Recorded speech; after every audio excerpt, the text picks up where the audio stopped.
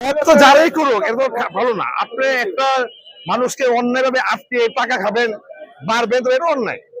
একটা সময় থাকে, সবসময় একটা জিনিস ধরা হয় না। অনেক দেখা যায় ভালো মানুষ আছে, ভালো মানুষ করলে তো আপনার মানুষ একজন দুজন তিনজন ধরবেন, 5 জায়গায় কিন্তু আপনি আটকে যাবেন। আপনি মব সৃষ্টি করাতে অন্যায় কাজ, এটা তো আপনার এই সন্ত্রাসী কার্যকলাপ। একটা লোক অন্যায় করলে দেশের আইন আছে, পুলিশ প্রশাসন আছে, তারা তারা তাদের কাজ তারা করে। আর আমি তো ওদের বিচার করতে পারি না, কোর্ট আছে, আইন শৃঙ্খলা আছে, প্রশাসন আছে। আর বাংলাদেশের মিডিয়া তো প্রচুর ফাস্ট। একটা জিনিস যদি অন্যায় করি, এটা কিন্তু ফার্স্ট 5 মিনিট সময় লাগে না। ওই 5 তারিখের আগের মনে করেন যারা কষ্ট করছে তারা তারাই আজকে এখানে।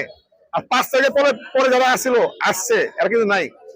এরা 2000 টাকা 5,000 টাকা দেয়া ওই কিছু ভিখারি দিয়ে আমরা কমিটি দিয়েছে মনে করেন, বা ভালো আইছে।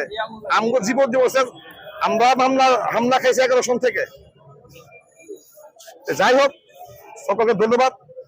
আমরা চাই না কারোর উপরে অত্যাচার হামলা করতে। এখন আমাদের কোনো ভাইয়ের উপরে যদি আঘাত আনে, সে যত বড় মানুষই হোক, তাকে আমরা ছাড় দেব না।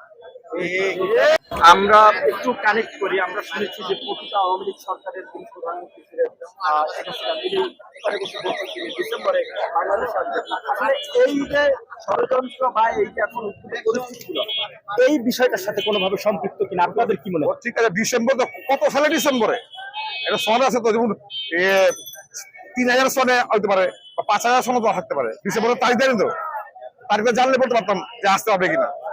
আর ওনার লাশও আছে বাংলাদেশে, আর উনি জীবিত আছে কিনা এটা তো সন্দেহ। আমি জীবিত আমি তবে যাই না, কিন্তু বাংলাদেশে যায় না। এগুলি ফু দেওয়া বাংলাদেশের মানুষের ভাববো। কারণ সারা বাংলাদেশের মধ্যে একমাত্র বাংলাদেশ জাতীয়তাবাদী দল 17.5 বছর আন্দোলন সংগ্রামের মাধ্যমে একটি সুন্দর দেশকে উপহার দিয়েছে। কারণ সারা বাংলাদেশের মধ্যে বিএনপি নিজেদের কোনো সংগঠন নেই। 16.5 বছর লক্ষ লক্ষ লোকের নামে মামলা আছে, ওই জামায়াত ইসলামীর নামে মামলা আছে, আমরা জানি। আমাদের 100 জন লোকের মামলা, ওদের 2 জন লোকের নামে মামলা। 2 জন লোকের 100 জন লোক একটা, তাদেরকে 300 জন এমপি দাঁড়াইছে সারা বাংলাদেশে, তাদের কজনকে বাংলা দেখছে মিছিল করবে, এবং তাদের কজনের মামলা আছে? 300 জনের মধ্যে আপনার 20 জনের মামলা নেই। আর বাংলাদেশে যারা বাংলা জাতীয়তাবাদী দলে যারা নির্বাচন করেছে তাদের তো মামলা আছে, তাদের পরিবারের যে মহিলা সদস্য আছে তাদের মামলা আছে।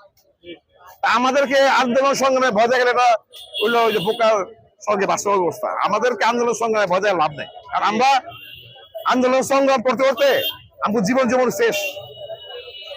আমাদের মতো আমরা বেঁচে আছি আল্লাহর মতো। আমাদের কিন্তু সূত্রপুর থানায় কিন্তু ছাত্র দলের নেতা গুম হয়েছে, পিন্টু, সম্রাট, তারপর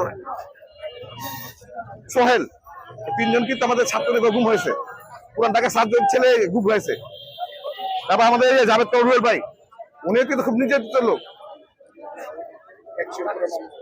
উনি কিন্তু বর্তমান পরিস্থিতি আমাদের যে ছাত্র দলের যে ছেলেপেলেদের উপর হামলা হয়েছে, এখন আমরা জানতে পারি যে কিছু লোক ন্যাশনালের মধ্যে লুকিয়ে আছে। তাই আমরা তাদেরকে অবরোধ করে গেছি, এবং এই যে জগন্নাথ সরদি কলেজ, আমরা স্থানীয় যারা এলাকার মানুষ আছি, এবং কবির কলেজ ছেলে পেলে, এবং বেশিরভাগগুলো এলাকার মানুষই। কারণ হঠাৎ করে একজন মানুষকে আক্রমণ করবে, সন্ত্রাসী কার্য করবে, এটা তো আমরা মেনে নিতে পারি না। এটা একটা সন্ত্রাসী কার্যকলাপ। আজকে দেখা যায় আমার ভাই ভাইয়ের উপর হামলা করছে, কতগুলো আমার উপর হামলা করছে। তা আমরা এই সুযোগ দেবো কেন?